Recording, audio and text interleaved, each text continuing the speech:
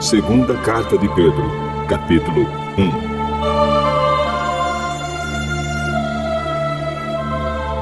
1. Eu, Simão Pedro, servo e apóstolo de Jesus Cristo, escrevo esta carta a vocês que, por causa da bondade do nosso Deus e Salvador Jesus Cristo, receberam uma fé tão preciosa como a nossa. Que a graça e a paz estejam com vocês e aumentem cada vez mais, por meio do conhecimento que vocês têm de Deus e de Jesus, o nosso Senhor. O poder de Deus nos tem dado tudo o que precisamos para viver uma vida que agrada a Ele, por meio do conhecimento que temos daquele que nos chamou para tomar parte na sua própria glória e bondade. Desse modo, Ele nos tem dado os maravilhosos e preciosos dons que prometeu. Ele fez isso para que, por meio desses dons, nós escapássemos da imoralidade que os maus desejos trouxeram a este mundo e pudéssemos tomar parte na sua natureza divina. Por isso mesmo, façam todo o possível para juntar a bondade e a fé que vocês têm. À bondade, juntem o conhecimento, e ao conhecimento, o domínio próprio. Ao domínio próprio, juntem a perseverança, e à perseverança, a devoção a Deus. A essa devoção, juntem a amizade cristã, e à amizade cristã, juntem o amor. Pois são essas as qualidades que vocês precisam ter. Se vocês as tiverem e fizerem com que elas aumentem, serão cada vez mais ativos e produzirão muita coisa boa, como resultado do conhecimento que vocês têm do nosso Senhor Jesus Cristo. Mas quem não tem essas coisas é como um cego ou como alguém que enxerga pouco e que esqueceu que foi purificado dos seus pecados passados. Portanto, meus irmãos, procurem ficar cada vez mais firmes na certeza de que Deus os chamou e escolheu. Se vocês fizerem isso, jamais abandonarão a fé, e assim receberão todo o direito de entrar no reino eterno do nosso Senhor e Salvador Jesus Cristo. Por isso, farei sempre com que vocês lembrem dessas coisas, embora já as conheçam e estejam firmes na verdade que receberam. Penso que, enquanto eu viver, é justo que faça com que vocês lembrem dessas coisas, pois sei que logo terei de deixar este corpo mortal, como o nosso Senhor Jesus Cristo me disse claramente.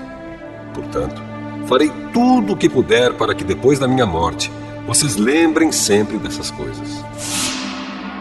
Nós não estávamos contando coisas inventadas quando anunciamos a vocês a vinda poderosa do nosso Senhor Jesus Cristo, pois com os nossos próprios olhos nós vimos a sua grandeza.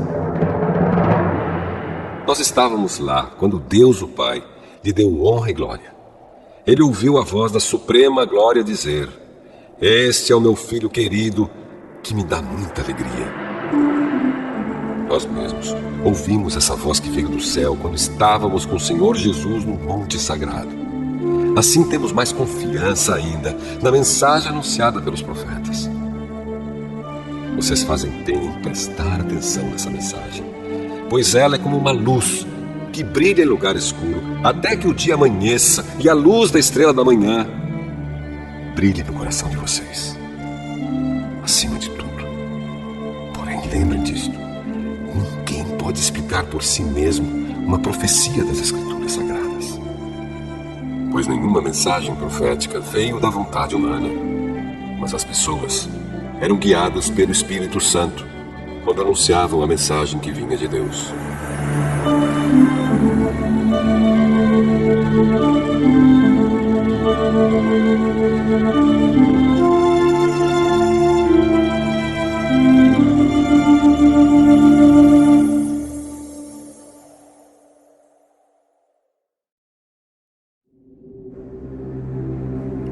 Segunda Carta de Pedro, capítulo 2.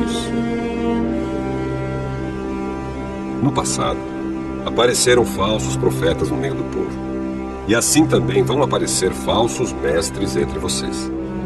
Eles ensinarão doutrinas destruidoras e falsas, e rejeitarão o mestre que o salvou.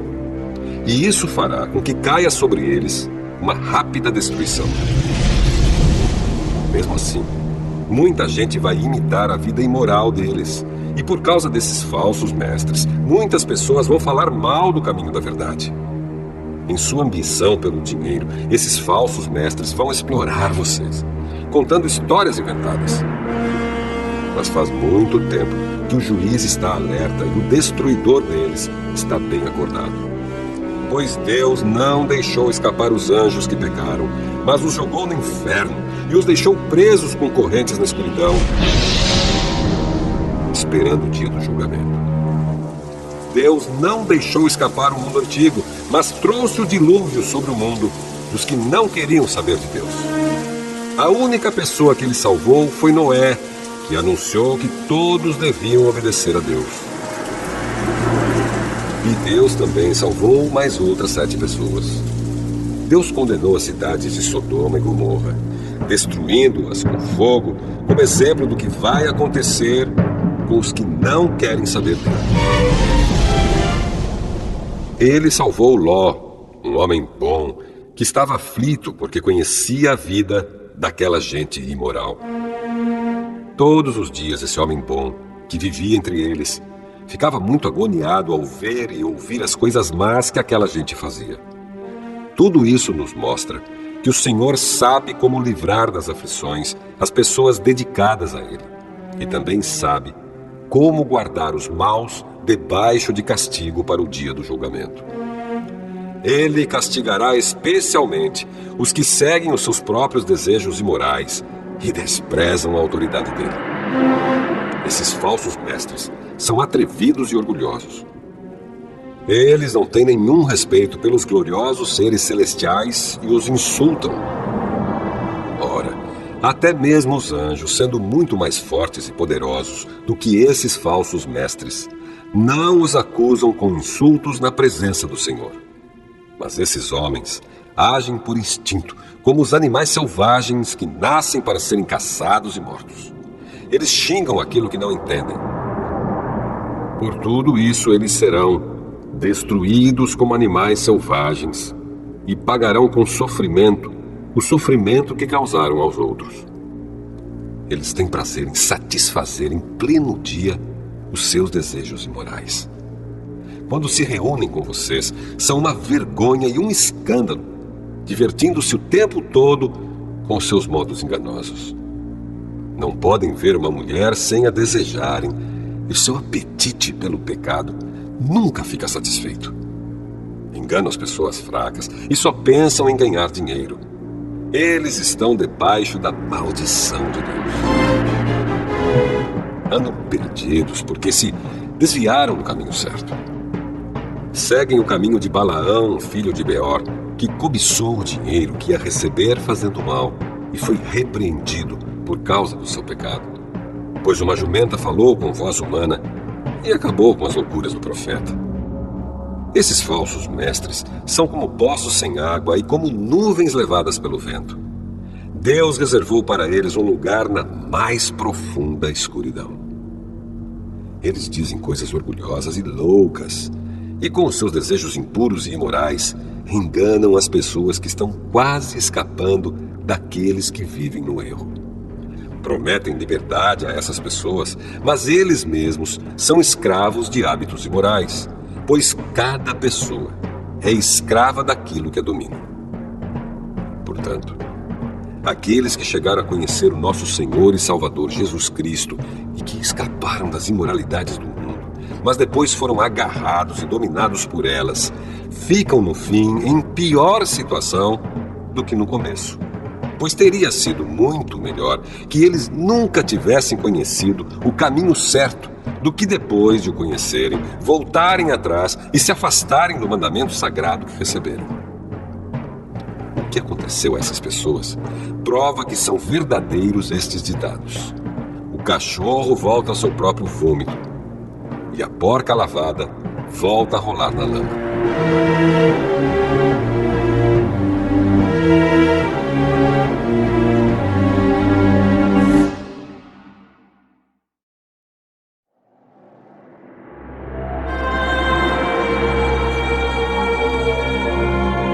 Segunda carta de Pedro, capítulo 3. Meus queridos amigos, esta é a segunda carta que estou escrevendo a vocês. Nessas duas cartas, procuro despertar pensamentos puros na mente de vocês, fazendo com que lembrem dessas coisas. Quero que lembrem das palavras ditas há muito tempo pelos santos profetas e do mandamento do nosso Senhor e Salvador, que foi dado a vocês por meio dos apóstolos que anunciaram o Evangelho a vocês. Primeiro, vocês precisam saber que nos últimos dias vão aparecer homens dominados pelas suas próprias paixões. Eles vão zombar de vocês dizendo: ele prometeu vir, não foi? Onde está ele? Os nossos pais morreram e tudo continua do mesmo jeito que era, desde a criação do mundo. Esses zombadores esquecem, de propósito, que há muito tempo Deus deu uma ordem e os céus e a terra foram criados. Esquecem que a terra foi formada da água e no meio da água, e também que pela água do dilúvio o mundo antigo foi destruído. Mas os céus e a terra, que agora existem, estão sendo guardados pela mesma ordem de Deus, a fim de serem destruídos pelo fogo. Estão sendo guardados para o dia do julgamento e da destruição dos que não querem saber de Deus. Meus queridos amigos, não esqueçam isto. Para o Senhor, um dia é como 1000 anos, e 1000 anos como um dia. O Senhor não demora a fazer o que prometeu, como alguns pensam. Pelo contrário, Ele tem paciência com vocês, porque não quer que ninguém seja destruído, mas deseja que todos se arrependam dos seus pecados. Porém, o dia do Senhor chegará como um ladrão. Naquele dia, os céus vão desaparecer com um barulho espantoso e tudo o que há no universo será queimado. A terra e tudo o que existe nela vão sumir. Sabendo que tudo isso vai ser destruído assim, então que tipo de gente vocês precisam ser? A vida de vocês deve ser agradável a Deus e dedicada a Ele. Esperem a vinda do dia de Deus e façam o possível para que venha logo. Naquele dia, os céus serão destruídos com fogo. E tudo o que há no universo ficará derretido. Porém, Deus prometeu, e nós estamos esperando um novo céu e uma nova terra, onde tudo será feito de acordo com a vontade dele. Por isso, meus amigos, enquanto vocês esperam aquele dia, façam o possível para estar em paz com Deus, sem mancha e sem culpa diante dele. Lembrem que a paciência do nosso Senhor é uma oportunidade para vocês serem salvos. Pois o nosso querido irmão Paulo, com a sabedoria que Deus lhe deu, escreveu a vocês sobre esse assunto. E foi isso mesmo que ele disse em todas as suas cartas quando escreveu a respeito disso. Nas cartas dele, há algumas coisas difíceis de entender, que os ignorantes e os fracos na fé explicam de maneira errada, como fazem também com outras partes das Escrituras Sagradas. E assim, eles causam a sua própria destruição. Mas vocês, meus amigos, já sabem disso. Portanto, tomem cuidado para não serem levados pelos erros de pessoas imorais e para não caírem da sua posição segura. Porém, continuem a crescer na graça e no conhecimento do nosso Senhor e Salvador Jesus Cristo. Glória a Ele, agora e para sempre. Amém.